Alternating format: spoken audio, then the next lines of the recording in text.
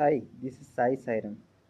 ఎన్నికల ప్రచారంలో భాగంగా మన గౌరవ ప్రధానమంత్రి మోడీ గారు ఇట్లా మాట్లాడడం జరిగింది.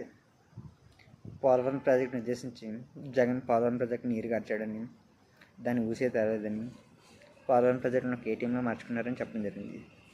ఇదే మోడీ 2019లో ఎన్నికల ప్రచారంలో భాగంగా చంద్రబాబు నాయుడు కూడా పోలవరం ప్రాజెక్టుని పెద్ద ఏటీఎంలో ఉపయోగించుకున్నారని చెప్పడం జరిగింది. మరి అప్పుడు ఇప్పుడు వాళ్ళు వీళ్ళు ఏటీఎం కానీ మార్చుకుంటే మీరేం చేస్తున్నారు మోడీ గారు? మీ పార్టీ ఏటీఎం చేస్తారని చూస్తున్నారా, లేకపోతే మీరు ఏమైనా గాడులు వేస్తున్నారా? మోడీ గారు గడిచిన 10 సంవత్సరాల్లో రాష్ట్రాల కంటే రాజకీయాలకు ఎక్కువ ప్రాధాన్యం ఇచ్చారు.